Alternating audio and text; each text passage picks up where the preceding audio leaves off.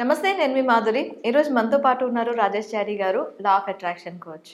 ఆరా గురించి complete detail తీసుకుందాం. మన ఆరా ఏం చేస్తే అది ఇంప్రూవ్ అవుతుంది? అసలు ఎలా తెలుసుకోవాలి? ఇవన్నీ తెలుసుకుందాం. నమస్తే రాజేష్ గారు. నమస్కారం అండి. రాజేష్ గారు, ఆరా మనకి ఆ ఆరా అనేది బావుంది, లేదు అంటే అసలు ఆరా అంటే ఏంటి? అది బావుంది, లేదు అనేది ఎలా తెలుస్తుంది? షూర్. మనం చాలా డీటెయిల్గా డిస్కస్ చేద్దాం విత్ సైంటిఫికల్గా ఎలా దాన్ని మనం చేసుకోవచ్చు. ఓకే, అసలు అది ప్రతి మనిషికి ఉంటుందా అది? ఎగ్జాక్ట్లీ అందరికీ ఉంటుంది. మ్హూ. అందరికీ ఉంటుంది. కానీ దాన్ని ఏ విధంగా అట్రాక్షన్ వైపు తెచ్చుకోవాలి, ఏ విధంగా మనం ఆరాని బెటర్గా యూజ్ చేసుకోవాలని మనం తెలుసుకుందాం. మ్యాగ్నెటిక్ మనందరికీ తెలుసు, అయస్కాంతం. ఈ మనం మాట్లాడుకునే సబ్జెక్ట్లోనే ఉంది లా ఆఫ్ అట్రాక్షన్. అవును. సో మ్యాగ్నెట్ అంటే అట్రాక్షన్. Yes, yes. అలాగే మన బాడీలో కూడా కొన్ని విద్యుత్ కేంద్రాలు ఉంటాయి. విద్యుత్ కేంద్రాలు అంటే లైక్ ఎలక్ట్రోమాగ్నెటిజం, పవర్ సంబంధించిన హోల్డ్స్ లైక్ జంక్షన్స్. సో అది చక్రాస్ అని మనం అంటాం అన్నట్టు. ఓకే. సో ఆ చక్రాస్ ఇప్పుడు సైన్స్ పరంగా ఒక మ్యాగ్నెట్ ఉంది. ఆ మ్యాగ్నెట్కి ఎంత దగ్గరలో ఇంకొక మ్యాగ్నెట్ పోల్ వస్తే అట్రాక్ట్ చేసుకుంటుందో దాన్ని బట్టి అది డిసైడ్ అవుతుంది. సేమ్ అదే విధంగా మన బాడీలో చాలా మ్యాగ్నెటిక్ ఫోర్సెస్ ఉంటాయి. దానికి సైంటిఫికల్ రీజన్ ఏంటంటే మనం ఉన్నది ఎర్త్ పైన. సో ఎర్త్కి మ్యాగ్నెటిక్ పవర్ ఉంటుంది. సో కాబట్టి గురుత్వాకర్షణ సిద్ధాంతం అంటాం తెలుగులో. సో గురుత్వాకర్షణ అంటే ఆకర్షించేది. సో ల్యాండ్ పైన మనం నిలబడుతున్నాము, నడుస్తున్నాము అంటే అక్కడ మరి ఇది ఆకర్షణ శక్తి ఎక్కడి నుంచి వచ్చింది భూమి మీద మనం ఉండడానికంటే ప్రతి ఒక్కరి బాడీలో ఉన్న ఈ మ్యాగ్నెటిక్ వేవ్సే మళ్ళీ ల్యాండ్కి కనెక్ట్ అయి ఉంటాయి. ఓకే. అదే ఫర్ ఎగ్జాంపుల్ ఇలా కాకుండా ఎలక్ట్రిసిటీ ఉంది, మనం ఎర్తింగ్ ఇస్తాం. ఎందుకు? అది మనం న్యాచురల్గా బ్యాలెన్స్ చేయలేము కాబట్టి ఎర్త్ ఇస్తే ఆ పవర్ మళ్ళీ ల్యాండ్లోకి వెళ్ళిపోయి అది బ్యాలెన్స్ అవుతుంది. కానీ మనం హ్యూమన్ బీయింగ్ కదా, మరి అది బ్యాలెన్స్ అవ్వదు. సో కాబట్టి మనం ముందు ఆ సంబంధించిన మ్యాగ్నెటిక్ ఫోర్స్ ఎలా పనిచేస్తుంది అనేది తెలుసుకోవాలి. సో చాలా మందికి ఇప్పుడు ట్రాన్స్ఫార్మర్ ఉంది. ఫర్ ఎగ్జాంపుల్ మనం సైంటిఫికల్గా ట్రాన్స్ఫార్మర్ ఒక దగ్గర ఇన్స్టాల్ చేసి ఉంది, కానీ అక్కడ నుంచి పవర్ అనేది సప్లై అవ్వట్లేదు. దానివల్ల యూజ్ ఉంటుందా? ఉండదు. సేమ్ అదే విధంగా మన బాడీలో ఉన్న చక్రాస్ కూడా పవర్ని ప్రొడ్యూస్ చేస్తూ ఉంటాయి. దాన్ని మనం నార్మల్ వాడుక భాషలో యాక్టివ్ అవ్వడము, యాక్టివ్ లేకపోవడము అంటాం. 90% అందరివి యాక్టివ్ అయ్యే ఉంటాయి. ఎందుకు? అలా లేకపోతే మనం అసలు ల్యాండ్ పైన నిలబడలేము, కూర్చోలేము, నడవలేము. కానీ ఆ ప్రొడ్యూస్ చేసే పవర్ అంటే దాని యొక్క వాట్స్, ఇప్పుడు మనం నార్మల్గా పవర్ జంక్షన్ గురించి మాట్లాడితే ఎన్ని థౌజండ్స్ వాట్స్ ప్రొడ్యూస్ చేస్తుందండి. అలాగే మన బాడీలో ఇన్సైడ్ ఉన్న ఎలక్ట్రోమాగ్నెటిక్ సెంటర్స్ ఏవైతే చక్రాస్ ఉన్నాయో దానికి కూడా పవర్ ఉంటుంది. అలా లేకపోతే అది నార్మల్గా స్తబ్దుగా ఉంటుంది. అండ్ బ్యూటీ ఏంటంటే ఒక్కొక్క పవర్ సెంటర్ ఒక్కొక్క ప్రాబ్లమ్ని సాల్వ్ చేస్తుంది. అది మనం సబ్సిక్వెంట్ ఇంకా డీటెయిల్గా డిస్కస్ చేద్దాం. కానీ అవన్నీ యాక్టివ్ చేసుకుంటూ దాని చుట్టూ ఇప్పుడు మనం ఎలా అయితే మ్యాగ్నెట్ పక్కన దాని యొక్క రేడియేషన్ ఉంటుంది, ఒక సర్టన్ లిమిట్ వరకు దాని పవర్ ఉంటుంది. సింపుల్ ఇంకా ఇప్పుడున్న డిజిటల్లో అర్థం కావాలంటే ఇంట్లో వైఫై ఉంది. సో అది కొన్ని మీటర్స్ దాకానే కనెక్ట్ అవుతుంది. ఇంకొంచెం దూరం వెళ్ళాం, కనెక్ట్ అవుతుందా? అవ్వదు. సేమ్ అదే విధంగా మన బాడీలో ఇన్సైడ్ ఉన్న వైఫై మనం బయట ఉన్న వాటిని అట్రాక్ట్ చేసుకోవడానికి దానికంటూ ఒక పవర్ ఉంటుంది. దాన్ని మనం టెస్ట్ చేసుకోవాలి. దీనికి గుడ్ థింగ్ ఏంటంటే బ్రెయిన్. సో బ్రెయిన్ అనేది మెయిన్ సెంట్రల్ సిస్టమ్. అక్కడ నుంచి మాత్రమే మనకు సిగ్నల్ వస్తుంది.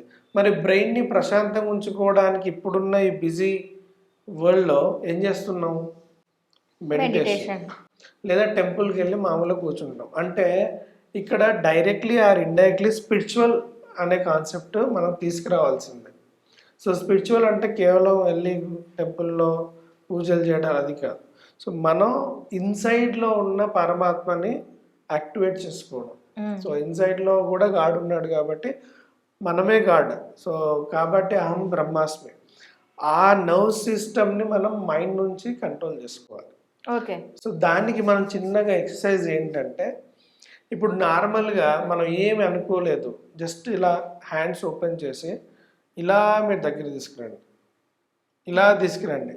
ఎలా అంటే ఇప్పుడు మ్యాగ్నెట్ టు మ్యాగ్నెట్ అప్పుడు చిన్నప్పుడు ఇప్పుడు మనం ఇంట్లో కూడా చిన్నపిల్లల్ని అడిగితే వాళ్ళు ఒకేసారి ఇలా తీసుకురారు. సో స్లోగా ఆడుకున్నట్టు దూరం తీసుకెళ్ళడం దగ్గర చేస్తారు కదా. అలాగే మన రెండు చేతుల్ని ఎంత పాసిబుల్ అయితే అంత పాసిబుల్ చాచి దాన్ని స్లోగా తీసుకురావాలి. సో మీకు ఒకవేళ ఇలా స్లోగా తీసుకొస్తున్నప్పుడు కరెక్ట్గా మైండ్ని ఫోకస్ చేసి ఈ రెండు హ్యాండ్స్ స్లోగా చేస్తూ ఉంటే సటన్ డిస్టెన్స్ వచ్చాక మీ హ్యాండ్స్ మూవ్ అయినా ఫోర్స్ పెట్టాల్సి వస్తుంది. మీరు ఈ ఫోర్స్ పెట్టాల్సి వస్తుంది అంటే దాని అర్థం మీ ఓరా ఇక్కడ దాకానే ఉంది అని అర్థం. కొంతమందికి సింపుల్ ఇలా వచ్చేస్తుంది అంటే దాని అర్థం ఏంటి, వాళ్ళకి మీ మీ మీ మ్యాగ్నెటికం సెంటర్స్ ఉన్నాయి కానీ అవి ఎక్కువగా యాక్టివ్ ఏం లేవు. సో మనం ఇలా ఎక్సర్సైజ్ కనుక ఎవరైనా చేసుకోవచ్చు. దీనికోసం ఓకే, దీని గురించి ముందు ప్రాక్టీస్ ఏమైనా చేయాలి? ప్రాక్టీస్ ఏం లేదు, జస్ట్ చేతుల పైన ఓకే, ఇప్పుడు నేను చేసి చూడొచ్చు మీరు కూడా. ఇప్పుడు చేతులు లాంగ్ పెట్టేసి స్లోగా నియర్ బై తీసుకురండి, అంత ఫాస్ట్గా రావద్దు. ఓకే. సో వెరీ స్లోగా మీరు తీసుకొస్తా ఉంటే మీకే ఒక ఫీల్ వస్తుంది, వెయిట్ పెరుగుతున్నట్టు అనిపిస్తూ ఉంటుంది మధ్యలో ఎయిర్తో ఉన్నది. మీరు ఇంకా తీసుకోరండి. సో మీకు అనిపిస్తూ ఉంటుంది కొంచెం కష్టంగా ఉంది దగ్గర అని. అదే మనం నార్మల్ ఫోకస్ లేకుండా అయితే సింపుల్గా అనేస్తాం. ఇప్పుడు మీరు ఇంకా దగ్గర చేయండి, మీకు ఇంకేదో నేను బలవంతంగా ఫోర్స్ పెట్టాలి అనిపిస్తుంది. So that is called your ఓరా. ఈ మధ్యలో మీ మ్యాగ్నెటిజం అనేది మీ మైండ్తో మీ ఎనర్జీ సెంటర్స్ని అక్కడ దాకా బ్యాలెన్స్ అయి ఉంటుంది. చాలా మందికి రాదు, కొంతమందికి చాలా ఎక్కువ ఉంటుంది. కానీ ఇక్కడ మళ్ళీ ఆ యాక్టివేషన్ దేని గురించి మనం చేస్తున్నాం అనేది కూడా మనం అఫర్మేషన్ రూపంలో, మేనిఫెస్టేషన్ రూపంలో ఇవ్వాలి. అప్పుడు ఏమవుతుందంటే ఈ ఖచ్చితమైన ఈ రేడియస్ ఏదైతే ఉందో మనకి ఎగ్జాక్ట్లీ సింపుల్ టర్మ్ అందరికీ అర్థం అవ్వాలంటే వైఫైకి దగ్గరలో ఉన్నప్పుడు కనెక్ట్ అవుతుంది కదా, కాబట్టి మీకు ఏం కావాలో సెట్ చేసుకుంటారు. అలాగే మీ ఎవరో ఇంత అని తెలిసినప్పుడు మీరు ఎక్కడైతే కూర్చుంటారో మీ లిమిటేషన్ ఇంత దూరంలోనే మీరు కూర్చొని మీ వర్డ్స్ మళ్ళీ మీకు వినిపించేటట్టు అఫర్మేషన్ చెప్పుకోవాలి. అంటే ఎలా చెప్తాం అప్పుడు, ఇంతే మన ఓరా అనుకుంటే మీరు పెద్ద హాల్లో కూర్చొని మీ అఫర్మేషన్ చేసుకోవద్దు, చిన్న గదిలో చూసుకొని చేయాలి. అప్పుడు ఏమవుతుంది, ఈ వాయిస్వి మళ్ళీ వెళ్ళి మీ ఓరా సర్కిల్లోనే మళ్ళీ మీకు రిఫ్లెక్ట్ అవుతూ ఉంటాయి. సో మ్యాగ్నెటిక్ వేవ్స్ అనేవి ఇక్కడిక్కడే మళ్ళీ మీకు రిఫ్లెక్ట్ అవ్వడం వల్ల మీ బ్రెయిన్కి మళ్ళీ అవి రిసీవర్గా పనిచేసి మీ అఫర్మేషన్ అనేది ఇంకా ఫాస్ట్గా అవుతూ ఉంటుంది. సో అన్ని నోట్స్ అన్నీ యాక్టివేట్ అయ్యి మీకు ఇక్కడనే ఒక ఫార్మాట్ ఫామ్ అవుతుంది. సో దానికి చాలా లాంగ్ సబ్జెక్ట్ ఉంది. 369 లాగా ప్రతిదీ ఒక ట్రయాంగిల్ ఫామ్ అవుతూ ఉంటుంది. ఒక వేవ్ ఇక్కడ ఫర్ ఎగ్జాంపుల్ ఈ ఓరా మీకు ఇక్కడ చూసారు కదా, ఈ వేవ్ ఇటు వెళ్ళిపోతుంది, మళ్ళీ అది ఇటు వెళ్తుంది, మళ్ళీ ఇటు వస్తుంది, మళ్ళీ ఇలా జిగ్జాగ్ వెళ్ళి అన్ని 369 ఫామ్ అవుతుంది. ఇది సింపుల్ మన స్పిరిచువల్లో కూడా ఉంటుంది. శ్రీచక్ర అంటారు కదా, శ్రీచక్రాలు కూడా అన్ని ఇలా ట్రయాంగిల్స్తోనే డిజైన్ చేసి ఉంటుంది. సో ఈ ట్రయాంగిల్ నుంచి వచ్చే సెంటర్ పవరే మన బ్రెయిన్ని బ్యాలెన్స్ చేస్తుంది. ఆ బ్రెయిన్తో వచ్చే సిగ్నల్స్తో అఫర్మేషన్స్ ఫామ్ అవుతే మనకు రిజల్ట్స్ వస్తాయి. చాలామంది ఏంటంటే law of attraction 1 day 2 day 1 month 2 months చేస్తాను. నో, మనం బ్రష్ రోజు చేస్తామా, ఒకటేసారి చేసి మానేస్తామా? రోజు చేస్తాం. సో లా ఆఫ్ అట్రాక్షన్ కూడా అలాంటిదే, రోజు చేస్తున్నప్పుడు అదొక మన లైఫ్లో పార్ట్ అయిపోవాలి. అప్పుడే మన బ్రెయిన్ అనేది ఆ విధమైన ప్యాటర్న్స్ని అలవాటు చేసుకొని మనకి ఆ రిజల్ట్స్ అనేవి వస్తూ ఉంటాయి. Otherwise everybody will be Ambani Adani single day. So కాబట్టి మనం ఫస్ట్ మన యొక్క మ్యాగ్నెటిక్ ఫోర్సెస్ని మనం బిల్డ్ చేసుకోవాలి. అలా బిల్డ్ చేసుకున్నప్పుడే మనకి పాజిటివ్ థాట్స్ వచ్చి ఆ పాజిటివ్ థాట్స్ అఫర్మేషన్స్ మ్యాచ్ అవ్వాలి. ఇక్కడ మళ్ళీ ఇప్పుడు నాకు ఒక 1 monthలో 1,00,000 రూపాయలు కావాలి, ఇది నా అఫర్మేషన్. అంటే నాకు వచ్చినందుకు అఫర్మేషన్ ఎలా చెప్తాం, ఈ 1 monthలో లేదా ఏదైతే డేట్ పర్టికులర్ అనుకొని నాకు ₹1,00,000 వచ్చినందుకు నేను విశ్వానికి కృతజ్ఞతలు అని చెప్తున్నాను. కానీ నా థాట్లో వచ్చిన మ్యాగ్నెటిక్ ఫోర్స్ దీనికి మ్యాచ్ అవ్వట్లేదు అనుకోండి, సైకలాజికల్గా చెప్తున్నాను, then you can't get it. అంటే మన మైండ్లో బలంగా నాకు వచ్చేసింది అని నమ్మిన తర్వాత అండ్ సేమ్ టైం మీరు లా ఆఫ్ అట్రాక్షన్లో అఫర్మేషన్ చేస్తున్నారు, కానీ బ్రెయిన్కి ఏం చెప్తున్నారు, ఓ ఇది ఇది part of law of attraction, నేను అఫర్మేషన్ చేస్తున్నానని బ్రెయిన్ చెప్తే బ్రెయిన్ ఏమనుకుంటుంది, వీడు ఒక కోర్సు చేస్తున్నాడు దానిలో భాగంగానే అనుకుంటున్నాడు. అలా చేయకూడదు. బ్రెయిన్కి ఏం చెప్పాలి, నాకు వచ్చిందనే చెప్పాలి. ఓకే, బ్రెయిన్ కూడా ఏం ఫీల్ అవ్వాలి, నీకు వచ్చిందనే ఫీల్ అవ్వాలి. అంతేగాని నువ్వు ఒక కోర్సులో లేదా ఒక ప్రాక్టీస్లో నేను ఒక అఫర్మేషన్ చేస్తున్నానని బ్రెయిన్ ఫీల్ అవుతే అదే ఏం సిగ్నల్ ఇస్తుంది, అదే ఇస్తుంది, నువ్వు ఒక కోర్సు నేర్చుకుంటున్నావు నేర్చుకున్నాయినా అని చెప్తుంది. సో అక్కడ మనం బ్రెయిన్ని ట్యూన్ చేసుకోవాలి. ఓకే, అంటే ఇప్పుడు ఒక మూవీ చూస్తున్నప్పుడు మనం ఎలా ఎమోషన్స్ ఫీల్ అవుతామో, ఒక యాక్ట్ చేస్తున్నప్పుడు ఎలా ఫీల్ అవుతారో, అలాగే మన అఫర్మేషన్ కూడా మనం ఫస్ట్ నమ్మాలి. అదర్వైజ్ ఎన్ని బుక్స్ జర్నల్స్ రాసినా అది రాదు. ఓకే, ముందు ఆ మైండ్ ప్యాటర్న్ని బిల్డ్ చేసుకోవాలంటే మీరు రెగ్యులర్గా ప్రాక్టీస్ చేయాలి.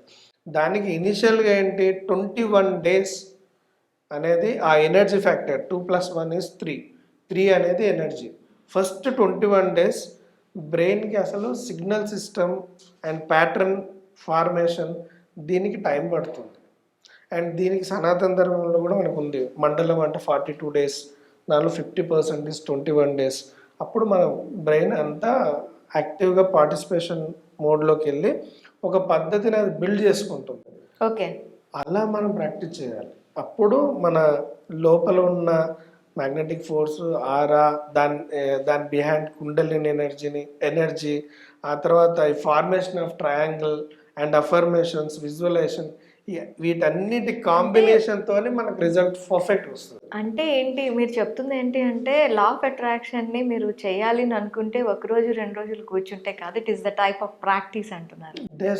It's not only practice, it's part of life. Okay, part of life, art of thinking. Art of thinking, part of life, art of thinking. Okay, మనము అనుకుంటున్నాం కానీ థింక్ మాత్రం అలా లేదు, థింక్ చేస్తున్నాం కానీ యాక్షన్ లేదు, no use. Okay, okay Rajesh గారు, థ్యాంక్ యూ వెరీ మచ్.